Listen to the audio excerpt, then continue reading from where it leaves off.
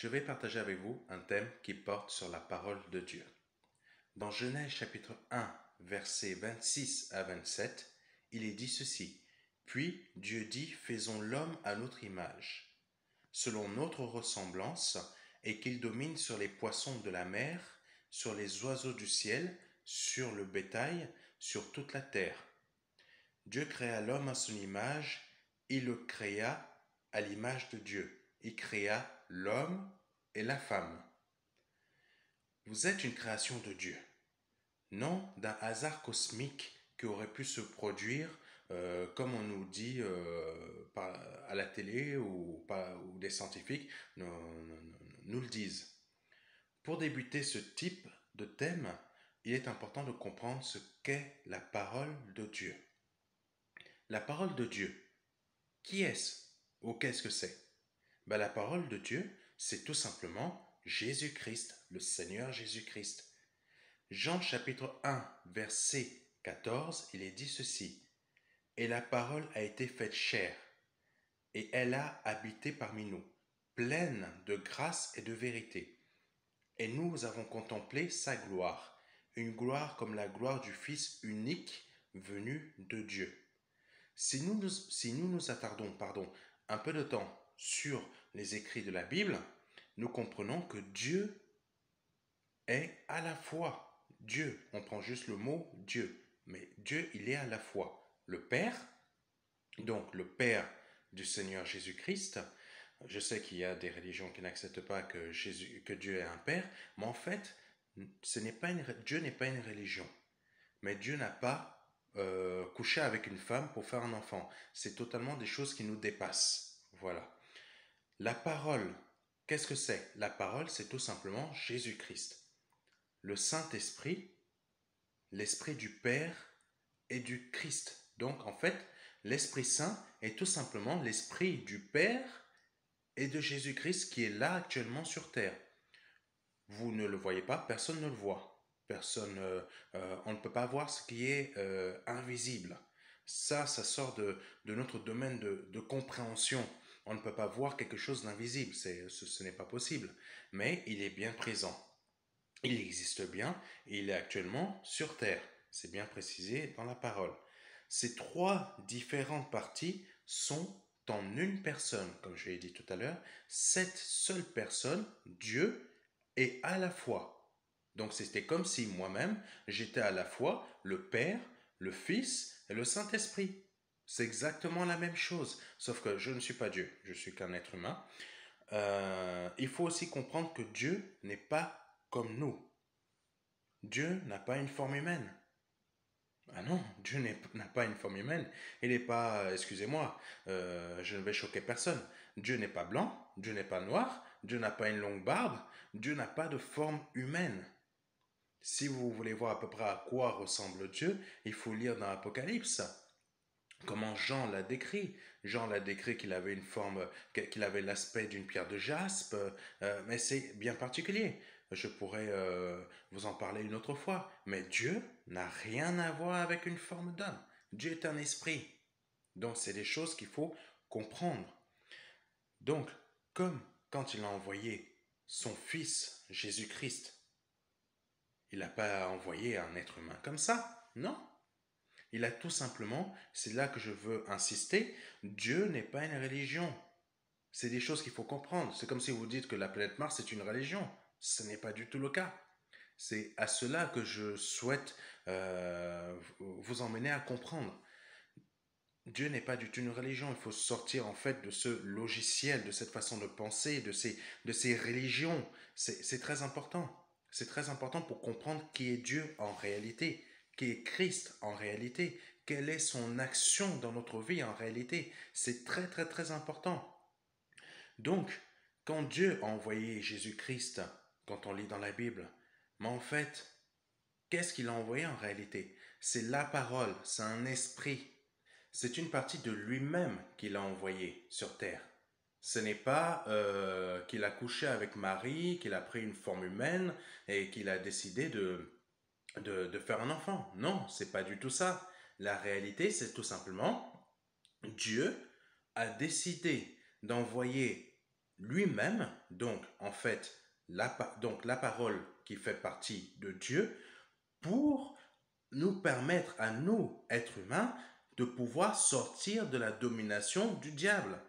Oui, le diable existe bien. Ce n'est pas une invention. Sauf que le diable n'a pas de forme avec une tête de bouc ou je sais pas quoi. Ou comme les Américains avant, ils disaient excusez-moi, quand ils chassaient les Noirs, ils disaient que le noir représentait le diable. Tout ça, excusez-moi, mais c'est des choses fausses. Ce genre de choses, c'est des choses qui sont inventées par Satan pour tromper les êtres humains. Satan n'agit que par des pensées afin de pouvoir nous emmener à nous détruire les uns les autres. Le but du diable, c'est tout simple, il est très simple. C'est d'amener les êtres humains à se détruire afin que le plus possible ne puisse pas accéder au salut que Dieu a donné à travers son Fils Jésus-Christ. Les religions, c'est la même chose. Les sectes, c'est la même chose. Tout ça a un but de nous empêcher d'accéder au salut en Christ. C'est pour ça que Dieu a décidé d'envoyer son Fils Jésus-Christ, qui est la parole, afin de pouvoir nous faire sortir de la domination du diable.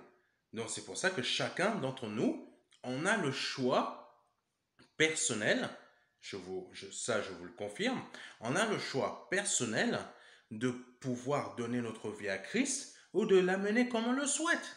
C'est aussi simple que ça. Vous pouvez, c'est réellement la parole. Dieu vous laisse libre. Dieu vous laisse libre de vivre la vie que vous souhaitez. Mais si vous souhaitez sortir de sous la domination du diable, c'est très simple.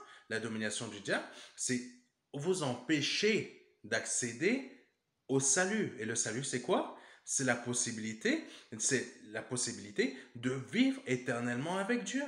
C'est simplement, il faut sortir de tous les logiciels religieux, c'est des réalités. C'est des réalités comme on voit la planète Mars, je sais pas quoi, Neptune et tout le reste. Bon, je disais tout à l'heure, Mars n'est pas une religion, mais malheureusement, je crois que c'est Rome qui en a fait une religion, Mars, Neptune, etc. Et Jupiter, et toute la suite. Mais c'est des choses qui existent, ce n'est pas des religions. C'est pour ça que je vous dis que Dieu ne l'est pas non plus. Christ ne l'est pas non plus. C'est des réalités qui existent bel et bien. Satan est une réalité qui existe bel et bien. Sauf que Satan fait tout pour empêcher l'être humain d'accéder au salut en faisant exactement tout ce que je vous ai dit tout à l'heure.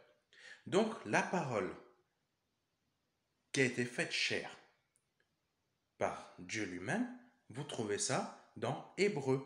Hébreux chapitre 10, verset 5. Il est dit ceci, c'est pourquoi Christ, entrant dans le monde, dit, tu n'as voulu ni sacrifice, ni offrande, mais tu m'as formé un corps. Ça veut dire quoi? C'est très simple. Quand Christ est arrivé sur terre, il n'avait pas de corps, mais Dieu lui en a formé un. Ça veut dire tout simplement, il a été développé comme nous on a été développés. Sauf que lui, il ne vient pas, il n'a pas un père humain. C'est aussi simple que ça.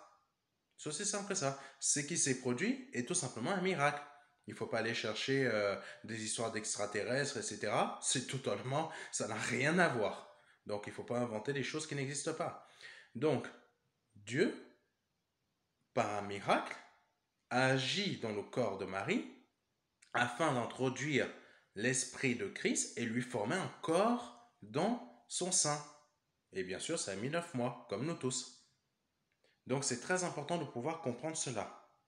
Mais il y a des détails à faire, et il faut faire il faut faire attention à des détails dans la Bible pour pouvoir comprendre que Christ était déjà avec Dieu bien avant que la terre existe.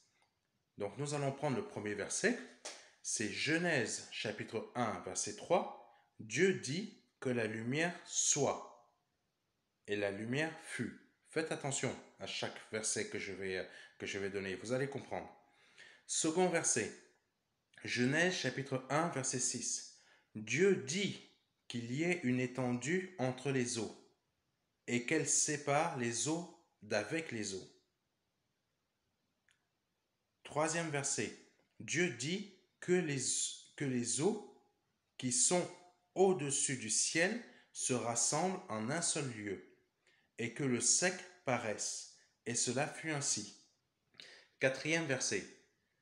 Puis Dieu dit dans Genèse chapitre 1 verset 11 que la terre produise de la verdure, de l'herbe portant de la semence, des arbres fruitiers donnant du fruit selon leur espèce, ayant en eux leur semence sur la terre. Et cela fut ainsi. C'est pour ça que tout arbre, tout ça, ça produit du fruit tout seul. Voilà. Parce qu'il a ordonné que tout cela fonctionne tout seul.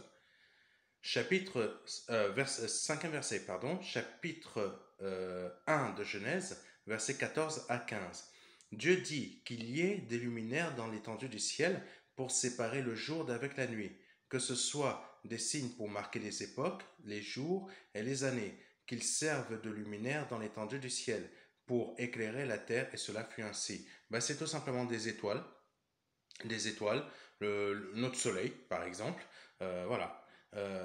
16e verset, Genèse chapitre 1 verset 20, Dieu dit que les eaux produisent en abondance des animaux vivants et que des oiseaux volent sur la terre vers l'étendue du ciel. Les animaux vivants produits dans les eaux, c'est tout simplement les poissons, baleines, etc. Bon. 7e verset, Genèse chapitre 1 verset 24, Dieu dit que la terre produise des animaux vivants selon leur espèce, du bétail, des reptiles et des animaux terrestres selon leur espèce. Et cela fut ainsi. Ce verset parle tout simplement de tout ce qu'on connaît, lion, jaguar, etc. 8e verset. Genèse chapitre 1 verset 26. Puis Dieu dit, faisons l'homme à notre image, selon notre ressemblance, et qu'il domine sur les poissons de la mer, sur les oiseaux du ciel, sur le bétail, sur toute la terre et sur tous les reptiles qui rampent sur la terre. Voilà, qu'on domine sur tout. Mais ce n'est pas normal quand on voit un requin manger un être humain. L'homme ne domine pas forcément sur tout. À cause de quoi? À cause du péché. Parce que Satan a tout fait pour diminuer l'homme dans son autorité que Dieu lui avait donnée. 9e verset.